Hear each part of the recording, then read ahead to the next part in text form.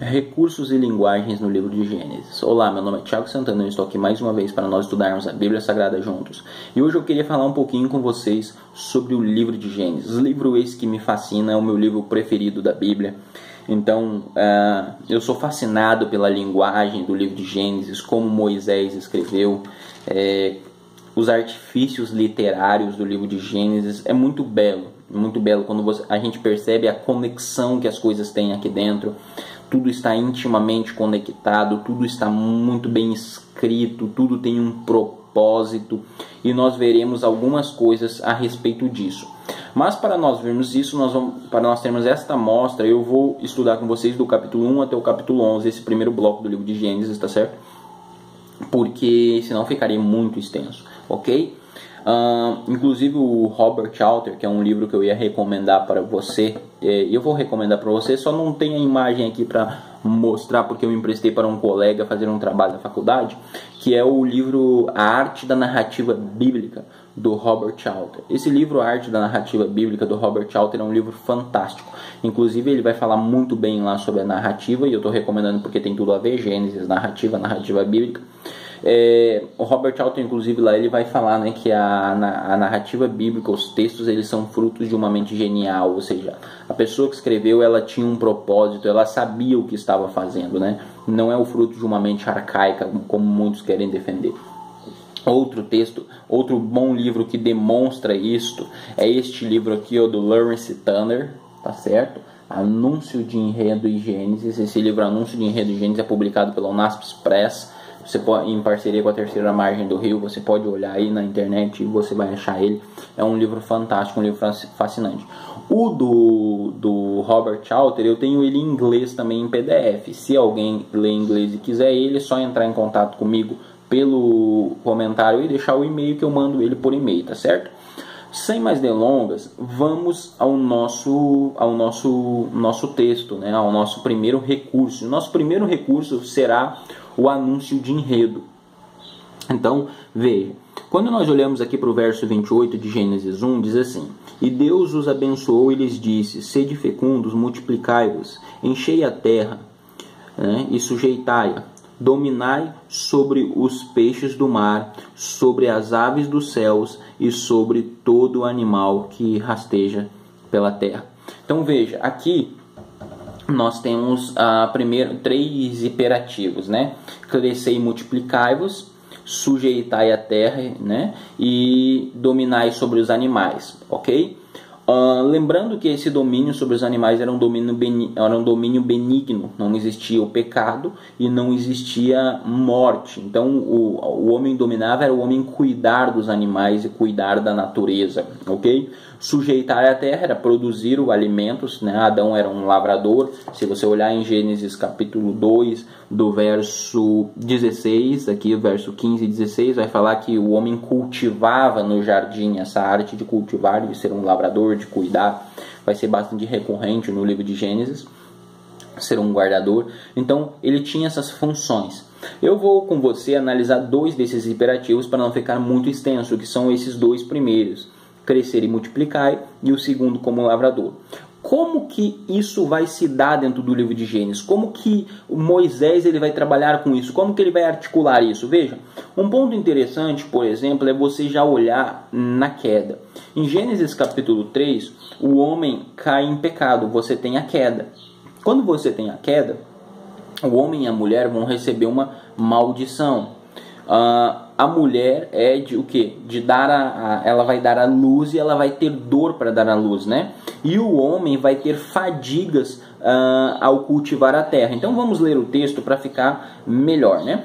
Capítulo 3, versos 16 e 17 diz assim: E a mulher disse: multiplicai, e a mulher, né, Deus dizendo: multiplicarei sobremodo os sofrimentos da tua gravidez. Em meio de dores darás à luz. O teu desejo será para o teu marido, e ele te governará. E aí ele vai dizer agora Adão. E a Adão disse: visto que atendeste à voz de tua mulher e comeste da árvore que eu te ordenei não comeres, maldita é a terra por tua causa, em fadigas obterá dela o sustento durante os teus dias da tua vida. É interessante isso, porque aqui a mulher, na questão de crescer e multiplicar, né, a mulher que daria a luz à criança que ia encher a terra. E na questão de cultivar, que é o segundo de dominar a terra, sujeitar, que é o segundo imperativo de Gênesis, o homem cuidaria da terra e traria o sustento. E é interessante que o sofrimento da mulher após o pecado seria sobre a gravidez. Ou seja, o problema, aparentemente você já tem um problema aqui na questão da multiplicação, ou seja, ia ser difícil. E o homem ia ter fadigas ao ele cultivar a terra, né? E é interessante porque a palavra hebraica aqui, yatsevon, ela é para os dois. Ela é usada tanto para a questão do sofrimento da mulher quanto da fadiga. Isso nos mostra alguma coisa. Ou seja, o homem e a mulher iam ter dificuldade nas áreas onde lá atrás eles tiveram a ordem. Ou seja, a ordem divina continua. Só que depois do pecado eles teriam problemas com isso. Interessante que lá no Éden, eles caem, né, no início aqui de Gênesis capítulo 3, porque eles comem. E só nessa parte aqui, onde fala dessas maldições aqui, você tem 4 vezes se repetindo a palavra comer. No verso 17, no verso 18 e no verso 19. Não vou me entrar muito nessa questão, mas você tem 4 vezes se repetindo aqui a questão de comer. Quando você vai para o capítulo 4, você tem agora Abel e Caim. Interessante é que Caim era o que? Lavrador, ele cuidava da terra. E você vai para o capítulo, depois aí Caim mata Abel, né? Você tem toda aquela história que todo mundo já conhece. Caim vai matar Abel. Caim matando Abel, ele vai ter problema com a terra. Veja, o verso 12 diz assim: quando lavrares o solo, não te dará ele a sua força, serás fugitivo e errante sobre a terra. Agora Caim vai piorar ainda o problema de Caim com a terra. Ele vai dizer: olha, Caim, tu vai ter problema aí, né? A terra, não, quando tu lavrar o solo, ele não vai mais te dar a tua força, não vai mais te dar o teu alimento. E o interessante é que aqui também você tem outra conexão com o anúncio de enredo de crescer e multiplicar. E qual é? Aparentemente se torna mais complicada ainda a questão de se multiplicar. Por quê? Porque você já tem logo os 2 primeiros irmãos, um mata o outro. Ou seja, como que vai cumprir agora o encher a terra, o multiplicar-vos, se a morte agora está aqui, já um irmão já está matando o outro. Então você percebe como a linguagem aí, esse recurso vai se dando dentro do livro. A gente pode passar para frente e aí a gente vai ver depois disso, tem as genealogias. Depois eu quero falar um pouquinho sobre a genealogia, que elas são de suma importância dentro do livro de Gênesis. Mas o interessante é, por exemplo, que quando você analisa aqui, você vai ter uma outra questão, por exemplo, no capítulo 5, que vai introduzir a questão de Noé. E você vai vendo aqui, por exemplo, no verso 28, diz assim: Lameque viveu 182 anos e gerou um filho. Pôs-lhe um nome em Noé, dizendo: este nos consolará dos nossos trabalhos e de nossas fadigas, de nossas mãos, nesta terra que o Senhor amaldiçoou. Veja, eles têm essa ideia agora de que o pai, né, Lameque, o pai de Noé, que Noé vai fazer o que? Ele vai consolar eles das fadigas do trabalho, da questão da terra e que Deus tinha amaldiçoado. Então você já tem um prenúncio. Ó, eles esperavam algo de Noé, que Noé fosse trazer paz.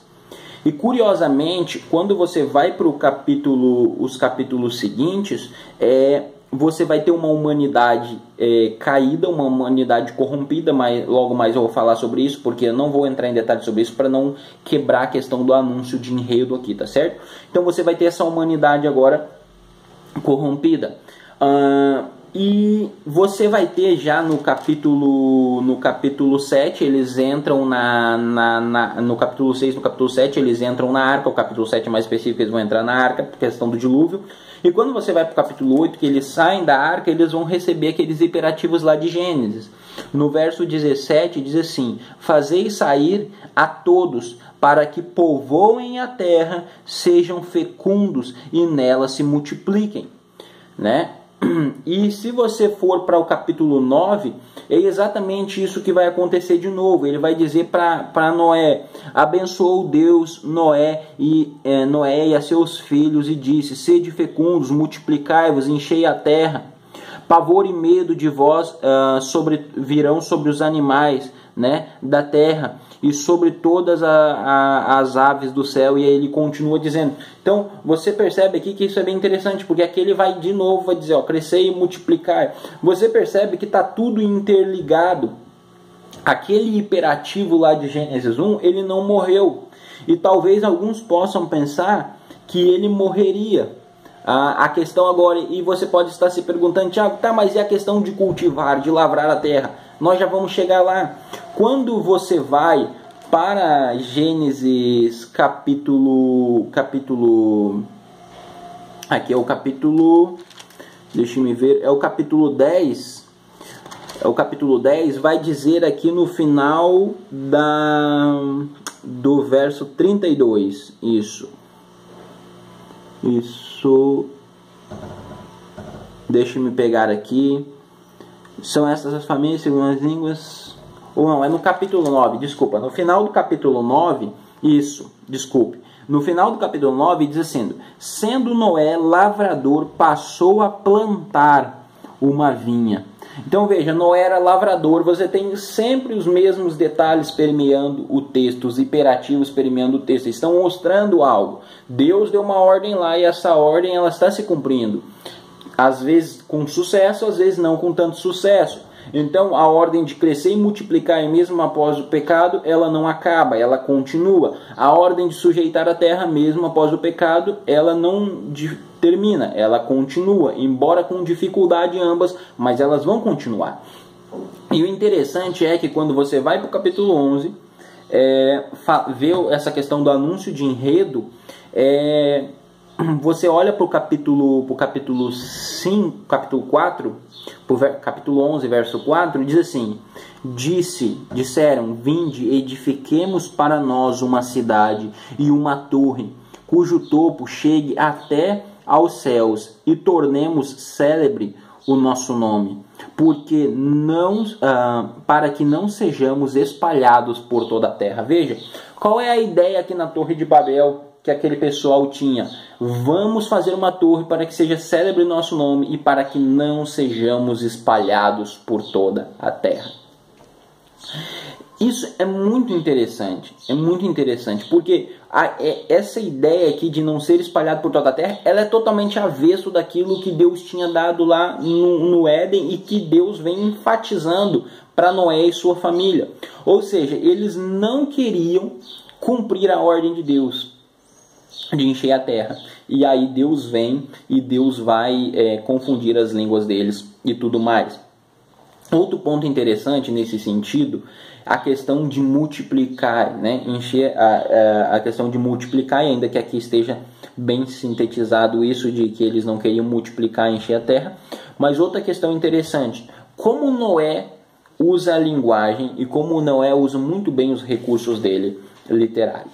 Se você vem aqui nos filhos de Noé, no capítulo 6, no capítulo 5 vai falar de Noé, o nascimento de Noé, e no verso 32 diz assim: era Noé da idade de 500 anos e gerou Sem, Cã e Jafé. Se você olhar para o capítulo 6, verso 9, diz assim: Noé andava com Deus, gerou 3 filhos, Sem, Cã e Jafé. Olhe bem a ordem, Sem, Cã e Jafé. Quando você vai para o capítulo 7, no verso 13, de novo vai aparecer a mesma ordem. Nesse mesmo dia, entraram na arca Noé e seus filhos, Sem, Cã e Jafé. Quando você vai para o capítulo 9, verso 18, diz assim: os filhos de Noé que saíram da arca foram Sem, Cã e Jafé. Capítulo 10, versículo 1. São essas as gerações dos filhos de Noé, Sem, Cã e Jafé. É interessante a forma como ele está anunciando. Ele sempre usa a ordem, Sem, Cã e Jafé. E no anúncio, no início do capítulo 10, ele diz assim, são estas gerações, ele vai apresentar agora aquelas gerações do capítulo 10, ok? E ele vai dizer assim, são essas as gerações dos filhos de Noé, Sem, Cã e Jafé. E você espera que agora, ao ele apresentar essas gerações, ele comece por aonde? Por Sem, depois por Cã e depois por Jafé. Só que não é isso que acontece. Quando você vai para o verso 2, ele começa falando de Jafé. Quando você vai para o capítulo 6, para o verso 6, desculpe, ele começa falando de Cã. Ou seja, vai falar da geração de Jafé, ele vai falar da geração de Cã. E você se pergunta, tá, mas por que a ordem foi quebrada? Por que Sem não veio? E aí você vai para o verso 21, capítulo 10, verso 21, e ele vai agora, e Sem, que foi pai de todos os filhos de Éber, e ele continua agora falando da genealogia das gerações de Sem. Interessante isso, né? Por que ele faz isso? Vejam, aqui existe uma intencionalidade em ele trocar a ordem. Por quê? Existia uma ordem em Gênesis 1 que era para crescer e multiplicar e encher a terra. No capítulo 11, o homem quebra.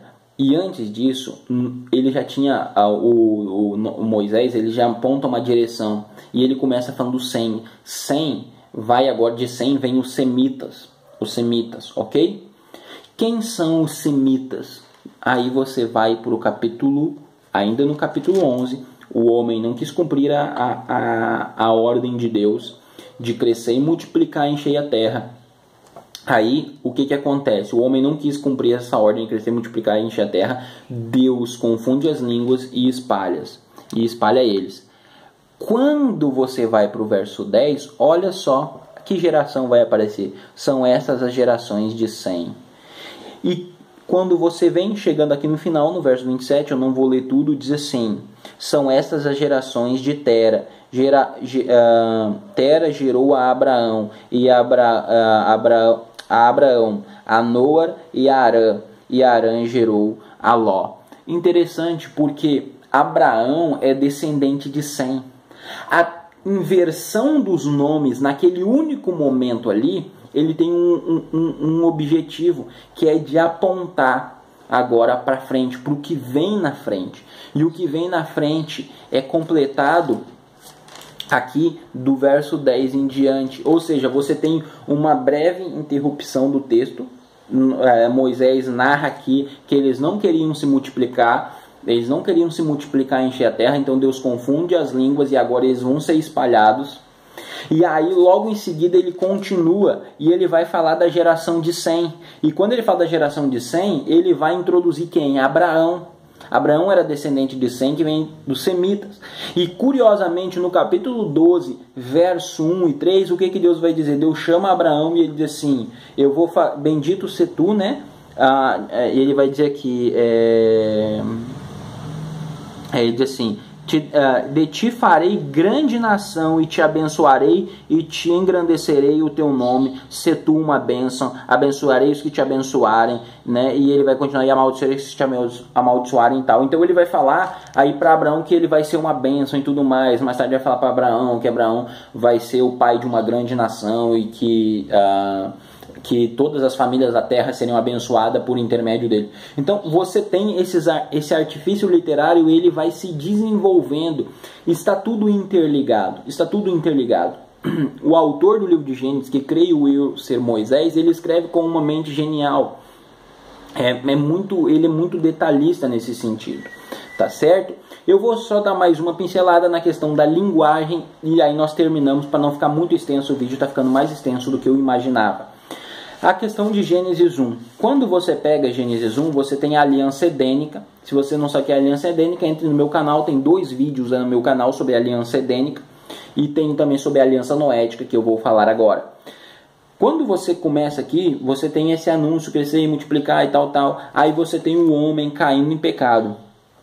Quando você vai lá para o capítulo 9 do livro de Gênesis, você tem a mesma estrutura do capítulo 1.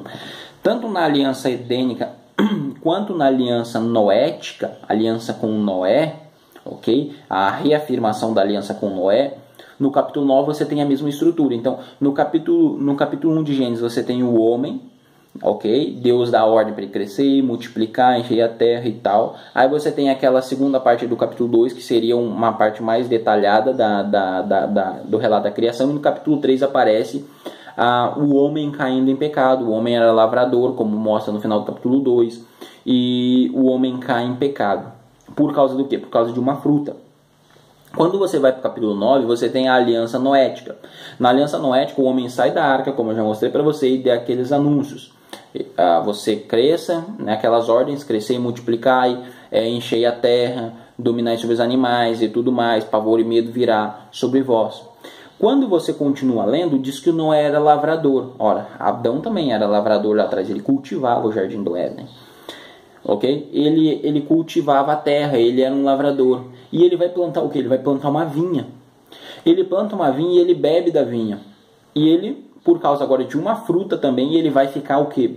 Nu, bêbado e nu. Olha que interessante. O que te lembra isso? Lembra Gênesis, lembra a queda, porque o homem era cultivador, o homem come de uma fruta junto com sua esposa e por causa disso os dois veem que estão nus. Olhe como as coisas são. E quando você vai para o capítulo 9, a mesma coisa acontece. Você tem as ordens ali. Aí vai apresentar a Noé como lavrador. Noé vai comer, vai beber da vinha que ele plantou. E por causa disso, ele vai ficar nu e aí os seus filhos vão vir com ele. Aí ele vai ter a questão de Cã e tal. Então, você percebe que tudo está interligado. Essa linguagem de buscar lá atrás, de usar a linguagem, é sempre a mesma linguagem, ela volta. Ou seja, está tudo interligado. Quando você estiver lendo o livro de Gênesis, preste muita atenção nessa linguagem que o livro de Gênesis tem. Ele fala que logo ali na frente ele vai repetir, ele vai tomar a mesma linguagem, ele vai sempre, ou seja, ele pega o que foi dito lá atrás para apontar, para estruturar o que está sendo dito aqui, para apontar lá para frente. Isso é de suma importância. São alguns detalhes. Eu não vou falar sobre genealogias agora, porque senão o vídeo vai ficar bem extenso, mas eu vou fazer um outro vídeo falando sobre a questão da genealogia de Abel e Caim, de Caim, né? E aí você vai entender um pouquinho aí a importância da genealogia. Eu acho que ao eu falar ali de Sem, você, quando fala das gerações ali, da genealogia dos filhos de Noé, eu acho que já deu para você perceber que a genealogia no livro de Gênesis ela tem uma intencionalidade, tá certo? Até o nosso próximo vídeo. Lehitraut.